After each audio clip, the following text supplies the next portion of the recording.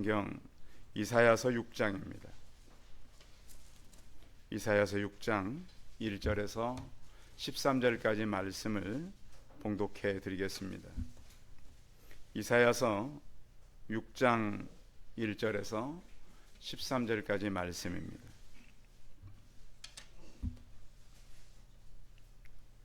말씀을 봉독해 드리겠습니다. 구약성경 974면에 있습니다. 974면 이사야 6장 1절에서 13절까지 말씀을 봉독해 드리겠습니다.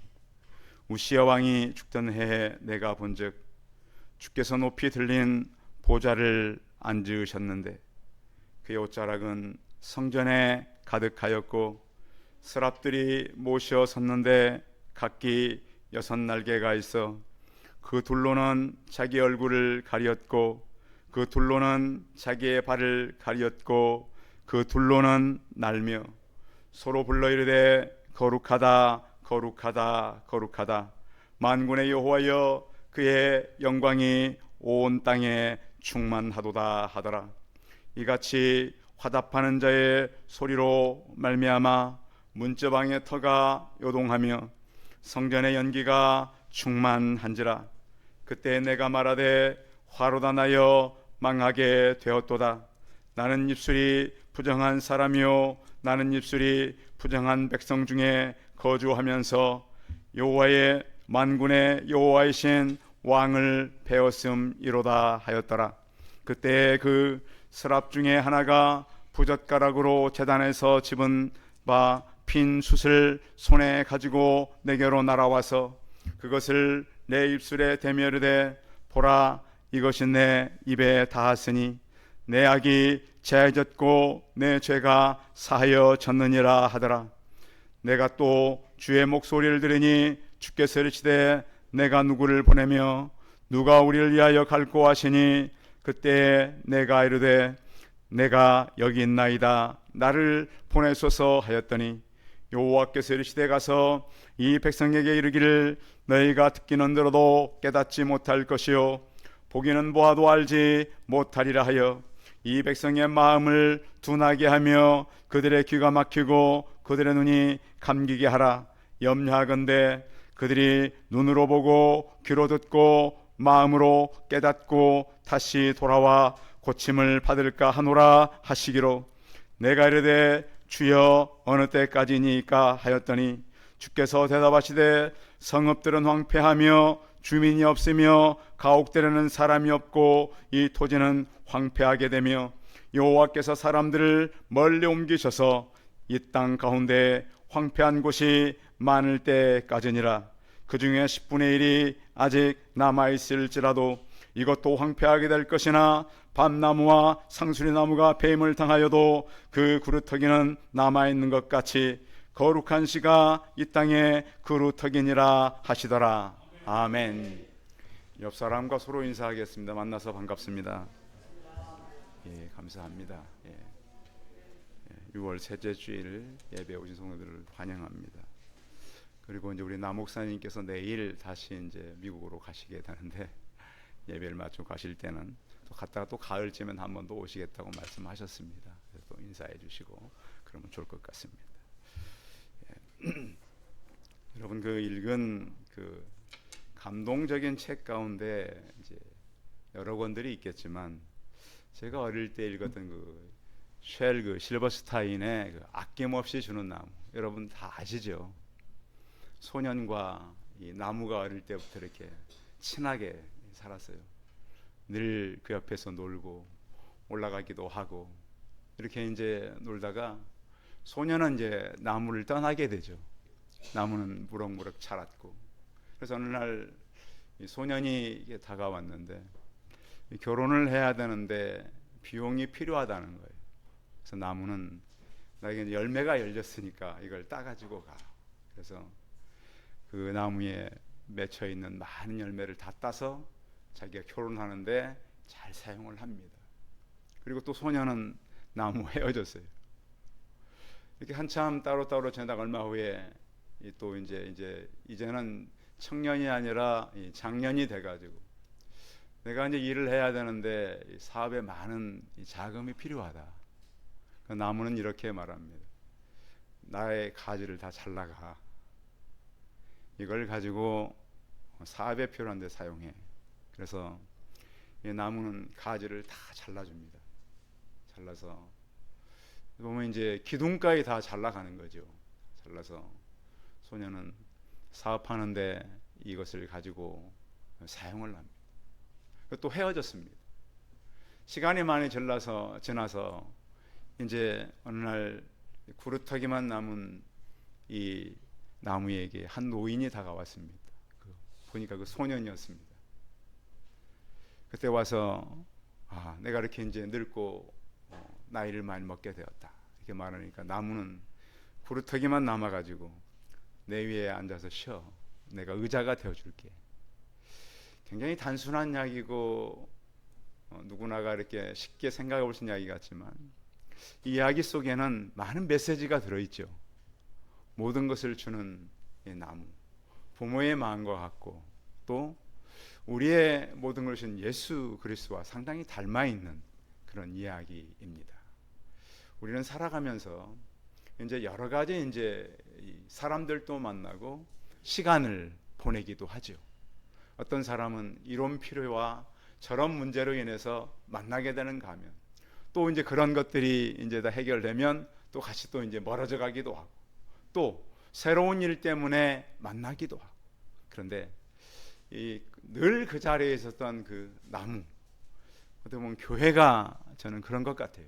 그리고 또 우리가 늘 찾아갈 수 있는 예수 그리스도의 모습이 그 모습이 아닌가 그런 생각을 가져봅니다.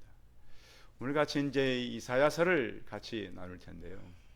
우리가 읽고 있는 이사야서는 이 서두의 부분에 있어서는 굉장히 이스라엘이 좀 잘 살고 부강했던 그러한 때로부터 시작을 합니다. 그래서 나라가 부강해져서 다시 이제 그 어떤 그 솔로몬 시대처럼 많이 회복되고 있던 그런 시기입니다. 주변 나라 아람 같은 나라에서는 조공도 바치고 나라가 이제 점점점 이제 세력을 얻어서 뻗어가는 그런 시대에 하나님께서는 이사야를 부르셨습니다.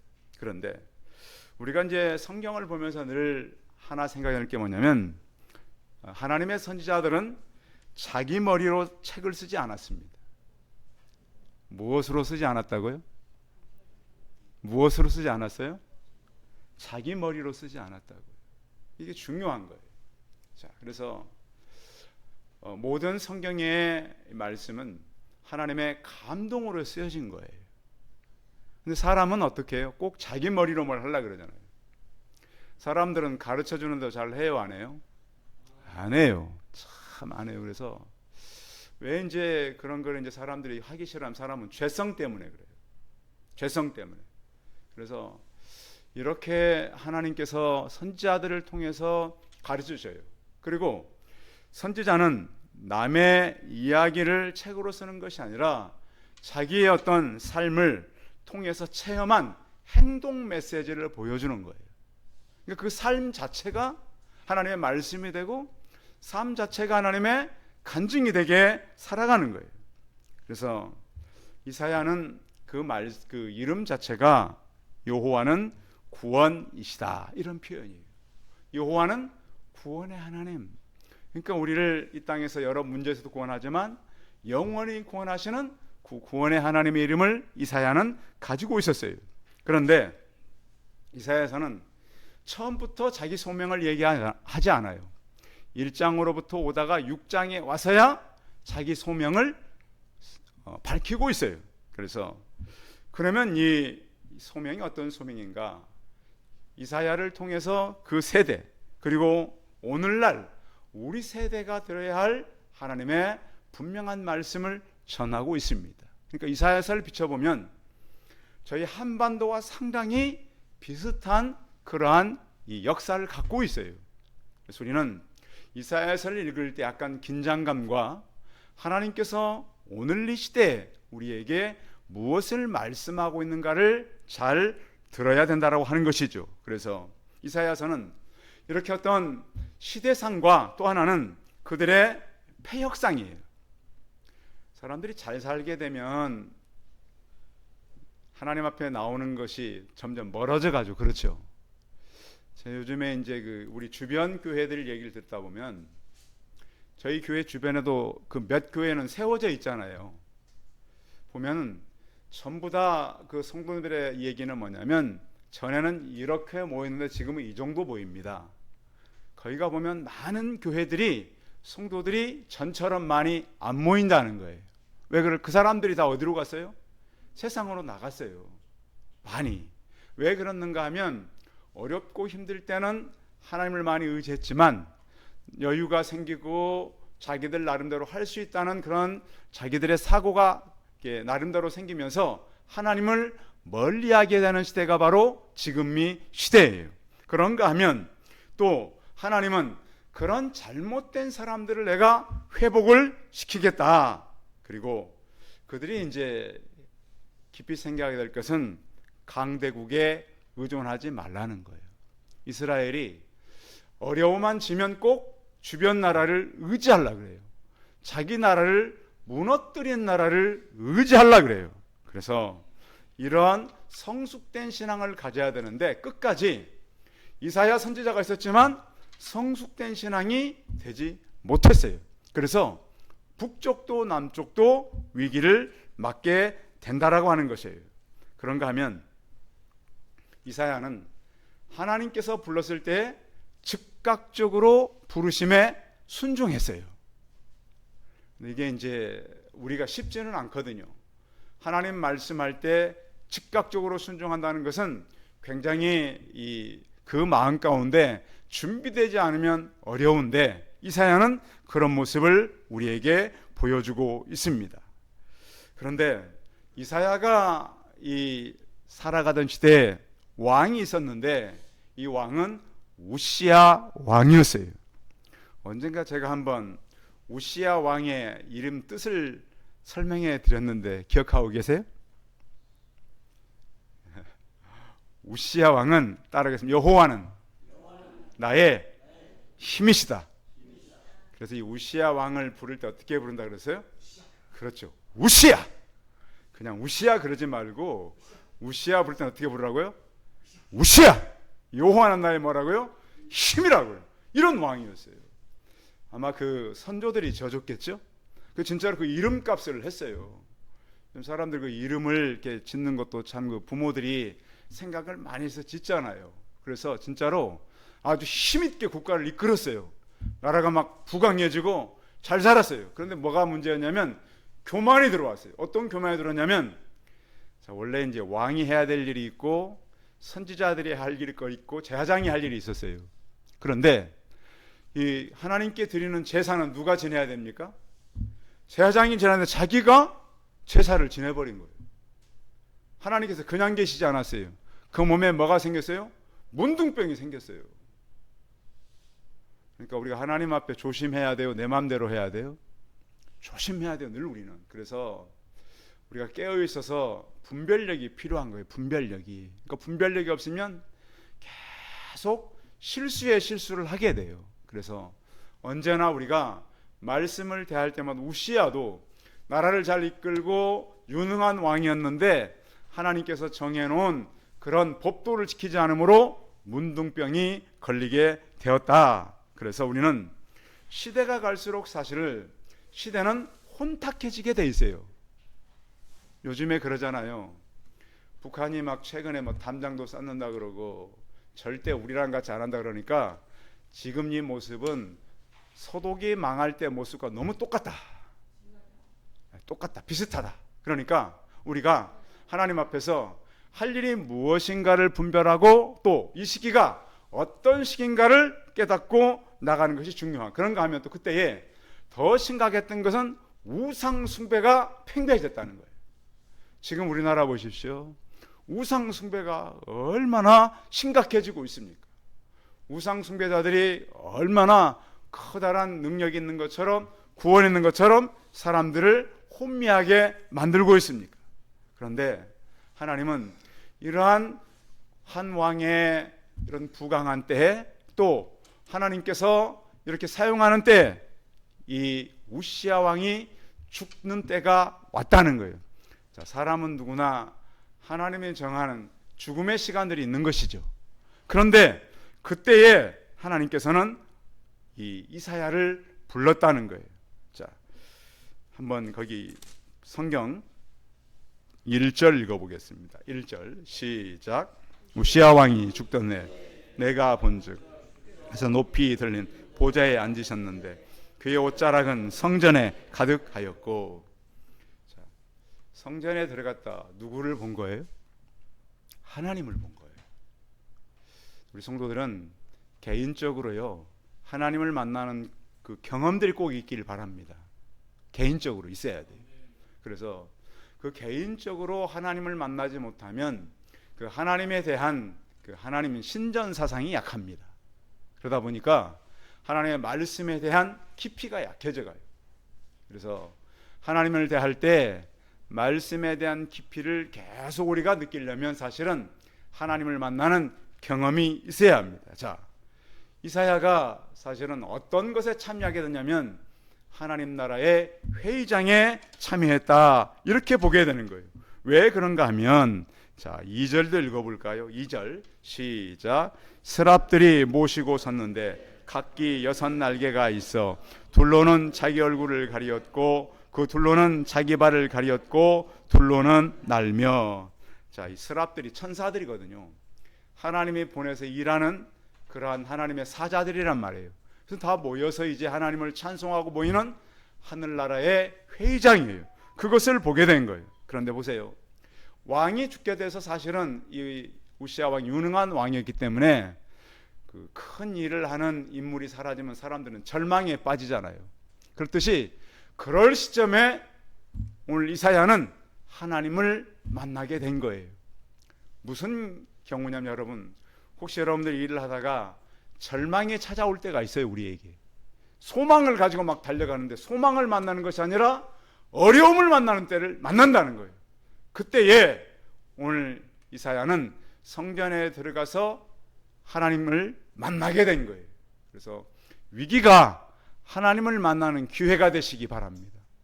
자, 우리가 위기는 안 좋은 것이지만 하나님을 만나면 좋은 거예요, 안 좋은 거예요? 너무 좋은 거예요. 이런 기회를 예배를 통해서 꼭 만나시기 바랍니다. 자, 어떻게 보면 자, 이렇게 이제 요즘에도 그렇잖아요. 그 나라의 일을 하던 사람이 이렇게 떠나게 되면 바로 그 직계들은 어떻게 되는가요? 대통령이 갑자기 서거되면 그 직계들은 어떻게 돼요? 다 교체되는 거잖아요. 그렇죠? 많이 교체가 됩니다. 청와대도 보면 대통령이 바뀌면 많은 그 참모들이 그 캠프가 다 바뀌어지는 거 아닙니까?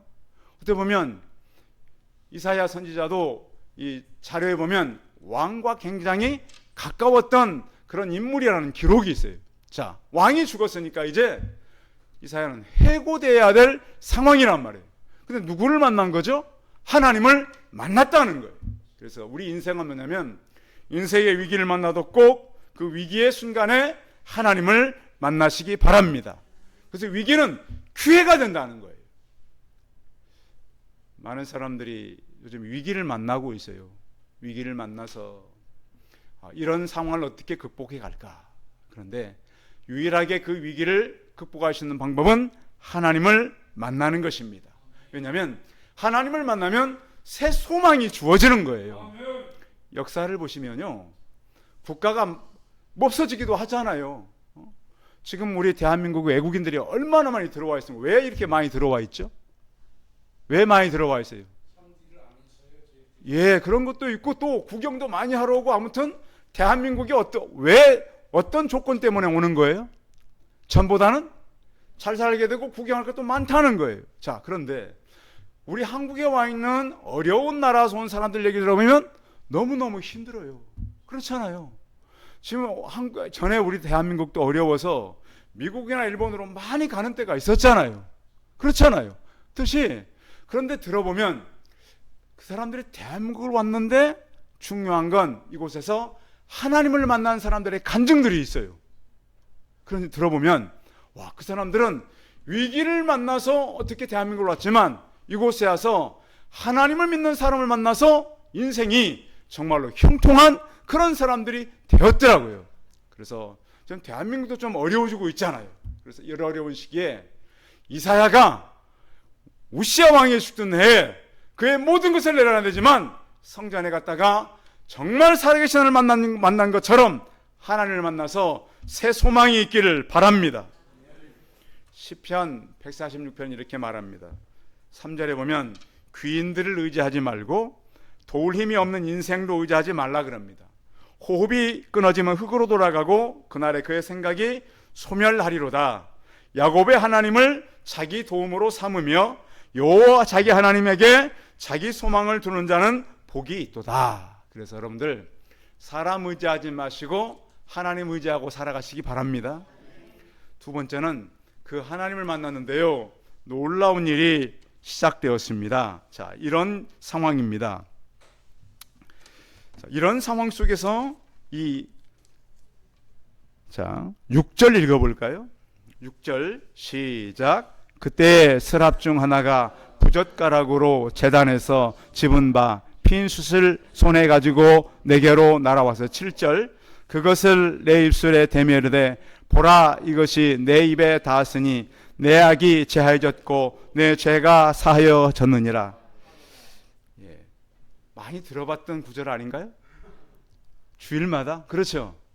여러분들 회개 기도 끝나면 제가 이것을 갖다가 이제 죄 사함에 선포하는 겁니다. 저에게 죄 사함의 능력은 없어요. 그러나 주의 종들에게 죄 사함의 선포권이 있는 거예요. 그래서 이걸 선포해 드리는 거예요. 그래서 우리는 직접 하나님께 나아가서 죄 사함을 받는 거고 죄 사함의 선포가 이어지는 겁니다. 그래서 이사야가 하나님을 봤으니까 이제 내가 죽겠구나, 이제 내가 큰일 나겠구나, 그런데 내가 죄 사함을 받았고 죽지 않는다, 이렇게 확신을 주고 있는 거예요. 그런데 그런 와중에 나는 입술이 깨끗이 못한 자지만 어떻게 살아갈 수 있겠는가? 죄 사함을 하나님 해주면서 죄 사함만 받는 것이 아니고 하나님의 목소리를 듣게 되었다라고 하는 거예요. 8절 읽어봐요. 8절 시작. 내가 또 주의 목소리를 들으니 주께서 이르시되 내가 누구를 보내며 누가 우리를 위하여 갈고 하시니 그때 내가 이르되 내가 여기 있나이다, 나를 보내소서 하였더니. 아멘. 하나님께서 탄식하는 거예요. 내가 누구를 보낼까? 우리 주변에도 보면 참 일할 것이 참 많거든요. 일할 것이 참 많아요. 그런데 그 일할 것이 많은 가운데도 일할 사람이 또 없다는 거예요. 교회 안에도 그렇죠. 일할 사람이 너무 막 부족해요. 부족하고 참 같이 이렇게 움직일 사람들이 많지가 않아요. 그래서 하나님, 가장 중요한 것은 그 중심이에요. 중심. 그래서 우리가 하나님 앞에서 우리의 중심을 가지고 주의 마음을 가지고 누가 나를 위해서 갈고 이 음성을 듣고 움직이는 그러한 성도들로 교회가 가득해지길 바랍니다. 그래서 하나님을 만나는 사람에게 한 가지 주는 복은 용기가 생긴다는 거예요. 용기가. 아시겠죠? 어떤 용기? 생명을 살려야 한다라고 하는 용기가 생기는 거예요. 그래서 이사야 40장에 보면 이렇게 말씀하고 있어요. 오직 여호와를 앙망하는 자는 새 힘을 얻으리니. 어떤 힘? 그 새 힘은 어떻게 보약 먹고 난 힘일까요? 네, 그렇습니다. 이로부터 오는 힘이 있어요. 날씨가 막 덥잖아요. 육신은 지쳐요. 그런데 위로부터 오는 새 능력이 있어요. 그래서 하나님, 주님께서 올 여름도 덥다 그러잖아요. 덥다 그러지만 내가 결국 생명을 살려내겠다 하는 목표가 있기를 바랍니다. 어떻게 성경은 힘을 나가냐면 독수리가 날개치며 올라감 같을 것이요 다른 박질하여도 곤비하지 않겠고 걸어가도 피곤하지 아니하리로다. 성도 여러분, 그래서 하나님께서 이사야를 부르고서 새 힘을 주고 하나님의 사명을 준 것처럼 위로부터 부으시는 그 사명이 우리 성도들을 움직이는 그러한 하나님의 통로로 사용되시기를 바랍니다. 그런데 이제 이사야가 가서 해야 할 일이 있습니다. 이런 일이에요. 9절 읽어볼까요? 9절 시작. 여호와께서 이르시되 가서 이 백성에게로 이르기를 너희는 듣기는 들어도 깨닫지 못할 것이요 보기는 보아도 알지 못하리라 하여 10절까지요. 이 백성의 마음을 둔하게 하며 그들의 귀가 막히고 그들의 눈이 감기게 하라. 염려하건대 그들이 눈으로 보고 귀로 듣고 마음으로 깨닫고 다시 돌아와 고침을 받을까 하노라 하시기로. 자, 되게 이제 하나님께서 그 하나님의 선지자들을 보낼 때는 그들의 눈을 열고 귀를 열으라고 보내는 거잖아요. 그런데 이사야는 어떤 소명을 받았어요? 그들의 눈을 닫고 귀를 막아라. 도대체 왜 이런 부정적인 메시지를 전하고 하나님께서 어떻게 사람을 살리는 것이 아니라 뜬 눈도 감기고 열린 귀도 막아버리라고 말씀하라고 하실까요? 그 시대의 상태입니다. 왜 하나님이 이렇게 말씀하시냐면 이유가 있어요. 사람들이요 하나님을 살만하니까 하나님을 배반하고 넓은 땅에 홀로 거하려 하는 자들이에요. 토지와 가옥을 전매하고 독점하는 자. 그러니까 팔아가지고 다 독점하는 거예요. 팔아가지고. 요즘에 이제 보세요. 돈이 뭐를 벌어요? 돈을 벌어요. 돈이 돈을 벌어요. 그러니까 돈 없는 사람이 돈을 벌 수가 없는 구조가 돼 있어요. 그리고 이 땅에 보면 명목상 기독교인들이 굉장히 많아요. 대한민국의 국회의원 중에 40%가 기독교인입니다. 그 사람들이 다 안수집사고 장로들입니다. 정신은 제가 볼 때 다 썩었지만 그들만 썩은 게 아니에요. 썩을 대로 썩었어요. 대한민국이요. 지금요 사람들 만나 물어보면 사람들이 정신들이 너무너무 이상해져 있단 말이에요. 그래서 하나님 이스라엘이 그랬어요. 이사야 시대가 그랬단 말이에요. 그래서 그 땅이 황무하게 되었다. 소돔과 고모라와 큰 차이가 없이 지금 가고 있다. 또 그들은 토지 매매로 불이익을 얻었다는 거예요. 그래서 이사야 5장 8절에 보면 토지를 수단으로 삼은 불의한 토지의 전매자들로 계속 많아지고 있다. 또 그들은 불공평해서 가난한 자의 것을 빼앗고 홀로 된 과부의 탈취하고 고아의 것을 약탈하는 자들이다.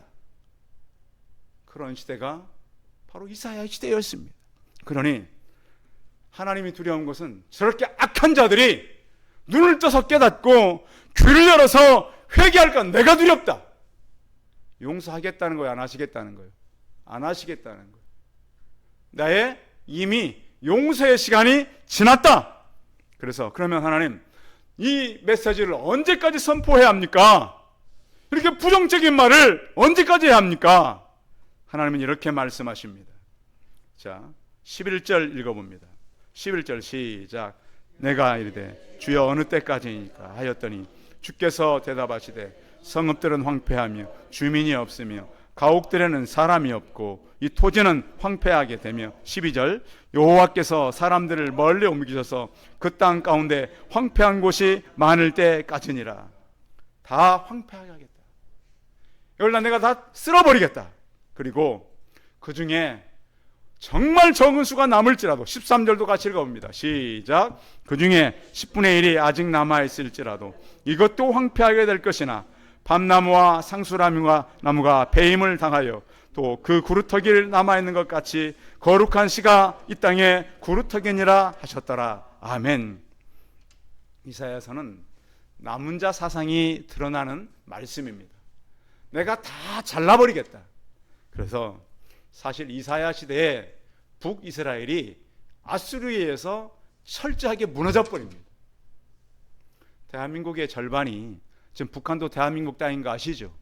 공산주의에 의해서 이렇게 무너졌잖아요.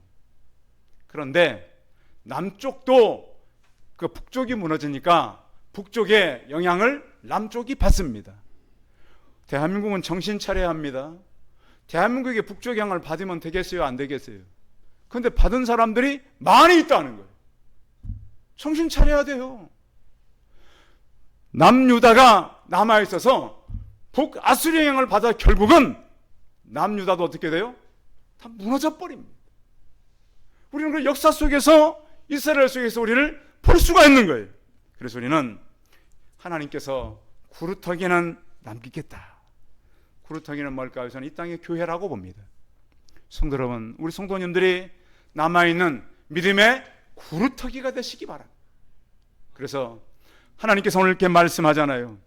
구루터기가 남아있는 같이 거룩한 씨, 거룩한 씨가 뭡니까? 복음의 씨 아니겠습니까? 예수 그리스도가 아니겠습니까? 우리 교회 이름이 무슨 교회죠? 송파 새순교회. 구루터기의 한 가지의 소망은 싹이 날 수 있다라는 거예요. 아시겠죠? 성도 여러분, 14년이 돼 보니까 저희 주변에 있던 모든 개척교회들은 대부분이 사람들이 바뀌거나 없어졌거나 힘든 교회들이 많아졌어요. 그래서 그나마 저희 교회는 이 지역에서 개척교회 중에 견디고 있는 교회예요. 이 땅에 그래서 저는 저희 송파 새순교회가 이 송파동 안에 송파 2동에 주민이 18,000명이 살고요. 송파 1동에 23,000명이 살아요. 4만 명이 약간 넘게 사는데 이 지역 안에 특히 이 송파 이쪽에 2동엔 교회가 별로 없어요. 인구에 비해서. 그래서 이 아름다운 이 지역에 하나님의 거룩한 구루터기가 우리의 어떤 믿음의 싹이 하나님의 일하는 그러한 하나님의 도구가 되고 우리 성도 한 분이 싹이요 구루터기가 되어서 이 땅을 살려내는 하나님의 말씀을 이 땅에 선포하고 하나님께서 하시는 그런 일을 감당하는 하나님의 소명을 받고 우리의 사명을 감당하는 교회요 성도들이 다 되시기 바랍니다. 기도하겠습니다. 전능하신 하나님, 이새의 줄기에서 한 싹으로 나신 예수 그리스도는 결국 교회를 남기고 떠나셨습니다. 밤나무 상수리나무가 배임을 당해도 구루터기는 남아있는 것 같이 우리 성도들 한 분이 한 분이 구루터기가 되어서 다시 싹을 내고 잎이 나며 나무가 자라서 열매를 맺고 하나님 앞에 영광 돌리는 그런 교회로 성장케 하여 주옵소서. 하나님 아버지, 오늘 이사야가 그런 현장으로 나를 보내달라고 하나님 앞에 헌신하는 것처럼 주 하나님 이 땅으로 우리가 가게 하여 주시고 믿음이 이 땅에서 아름답게 열매로 나타나게 하여 주옵소서. 주 예수 그리스도의 이름으로 기도하여 싸움나이다. 아멘.